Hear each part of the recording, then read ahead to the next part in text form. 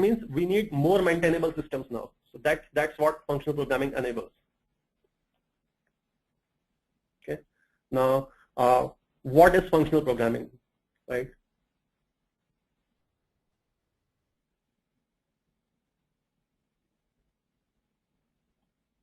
Great.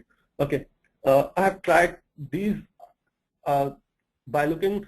Just don't estimate that if we follow, these are the only principles that functional programming has. Functional programming has got a lot more principles, but what I've tried to do right here is just jot down the pillar points of functional programming, right? So the first point is recursion. One of the strongest principle of functional programming is do recursion, don't do loops like for, while, avoid these kind of loops, go for recursion, because that actually reduces the lines of code and it improves maintainability.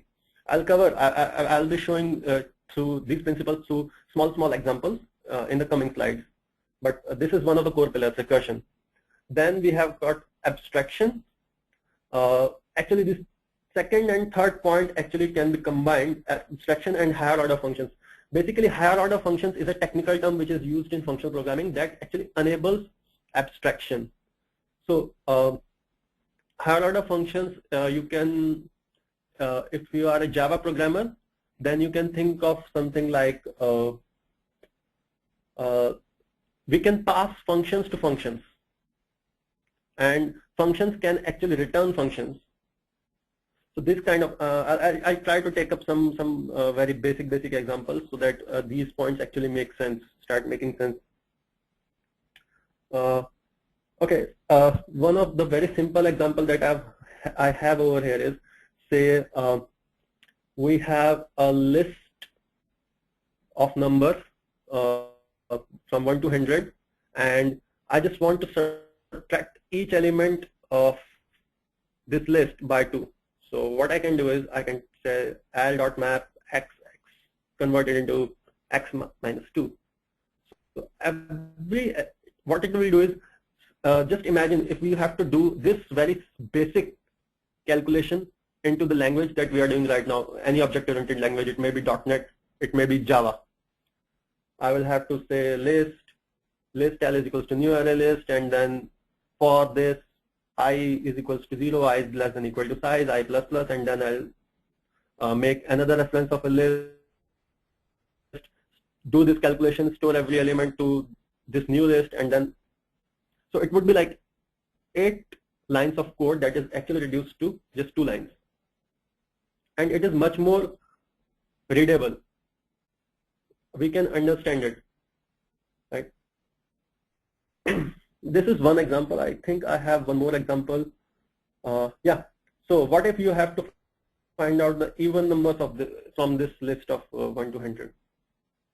That's also very simple.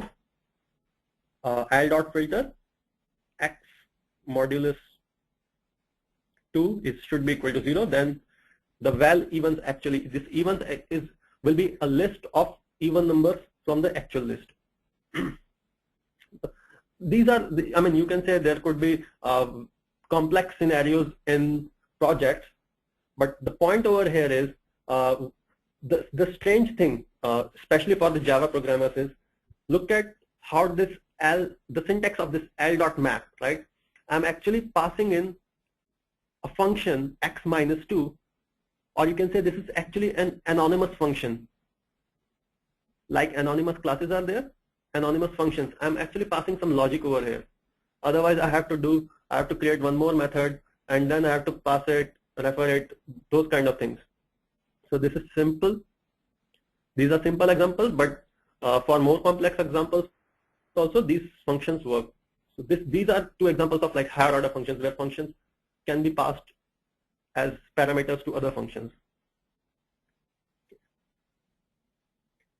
Okay, on this slide, like we are trying to cover up some of the theoretical background about the method, because functional programming is having its roots from algebra that we studied in our school and degree colleges. So from there, it derives its roots. and we'll try to just give up a very small theory about it, and so that we can understand what is the you can say mindset behind all these principles. So program is actually a description of a specific computation. Y is equals to f of x, and function f is something like x is for function x. F, if we supply x, it is getting converted to y. So this is how we talk when we talk about algebra, right? And in mathematics, we only have variables and actual values. That means in mathematics, we only deal with the constants, and there is no memory allocation concept. While dealing with algebra, if we write x is equals to 3, so in the entire computation, wherever we need 3, we can refer it via x, and in that whole formulation, we never write x is equals to x plus 1 or x is equals to x plus 3. We don't do that, right? Because we don't have the concepts of memory where this x, somewhere in our memory x is located, which actually refers to the value 3, and if I have to change its value, I can go to that memory pointer and change its value to 4, and if I refer x next time, it would be 4. So there is no concept like that, right? And the power it brings on the table, at least from the theoretical perspective, is I can have infinite sets because I don't have to care about memory. I can have a number, like I can try to simulate something like limit x tends to infinity. So I can deal with infinite sets. So those kind of things. Exactly. So maybe like when we talk about computers, then we have to think about memory. But like if we talk about mathematics, we don't have such concepts. And okay, so the next concept actually like talks about the same thing which I was trying to explain. Imperative languages like Java, .NET right now, their variables are actually equal to memory locations plus values. So x is equals to 3 means there is some memory location which points to 3, and x is just a reference to it. Go and update that memory reference, and then you can, if you refer x, you will get 4, and that's where the whole problem starts creeping up, because when I'm talking about memory, it's updation. I mean, there are things that are modified. I'm getting into things like reader-writer problem, producer-consumer problem. Those kind of issues start creeping up. Okay.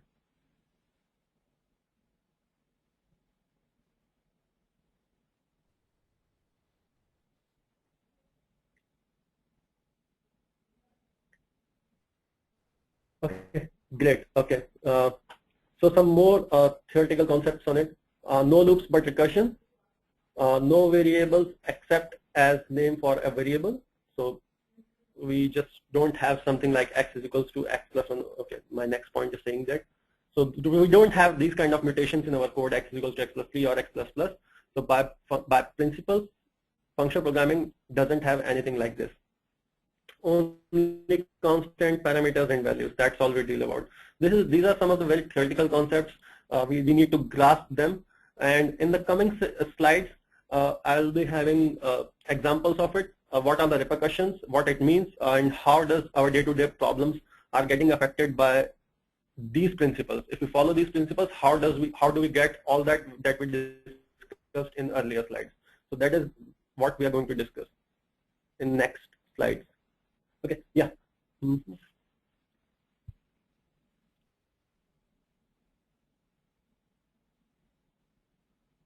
So I hope you all can see a very basic example of this. So on the left hand side of the screen, you can see there is a code for calculating GCD. It's a code from C++, and you can see how it goes in Y, T, Z. There are some assignments, and there are whiles. Then there is a loop based upon a condition, and then we have got we will perform some steps. So this is imperative style. If you look at the right hand side of the screen, there is a functional style of writing solving the same problem, right? And if you see how concise it is, right? If this is equal to 0, return this, else what is the principle that we are following over here? Just one principle, recursion. We are not assigning anything. So this is a better maintainable solution than the left hand side, at least from my side. I mean, people may differ, but this is something which I feel.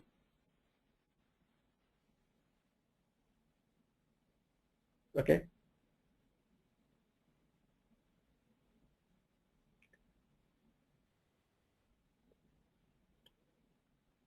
Okay, next slide, functional programming versus others. So we are trying to just have a comparison of what functional programming says and what other programming paradigms are saying.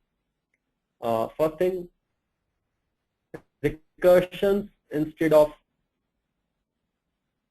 are you guys able to hear me properly now? Yes, Pratik, you are audible. You can continue. Okay. Great. Okay. So functional programming versus others. So we're trying to just have a small comparison between other paradigms and what functional programming is saying to us. So recursions instead of loops. Don't use while and for loops. Use recursions. In fact, like some of the programming languages like Java and .NET, they have got for each loops where they try to minimize mutations. So they are also like trying to cover up this principle only. So not exactly recursion, but they are trying to minimize mutations in their own way. So recursion, use recursions instead of loops. Use pattern matching instead of if. Use pattern matching instead of state machines. So I'm assuming that people know what do we mean by pattern matching over here. It shouldn't be confused with what pattern matching we have in languages like Perl and Python, percentage, underscore, dollars, not those kinds, but you can imagine it something like a switch statement. So instead of having if and nested if statements, go for pattern matching, and functional programming languages have got support for it, and they are far more powerful than the switch statements that we have in Java and .NET. Okay. The last point that we have is, it says information transformation instead of sequence of tasks. So it says it shouldn't be imperative style that we are telling compiler do this, then do this, then do this, then do this. But it should be an information transformation directly for us. It helps us to reduce lines of code by how are we achieving that? By standardizing the code which is actually not meant for our business intelligence. Say for example, if we have to find out the evens from a list, right? We are saying L.filter x modulus 2 is equals to 0 is actually going to give us another list which contains even numbers from the supplied list. So what we are doing, we have discarded all the boilerplate code that we have to write for this small problem, and that is standardized and it's provided by the language itself.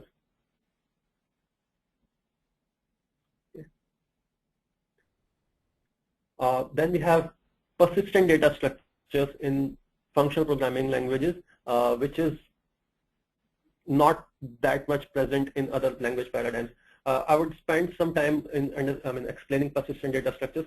By persistent data structures, we mean those data structures which always keep a copy of themselves, the original copy of themselves, and it actually helps them in achieving different, you can say, milestones.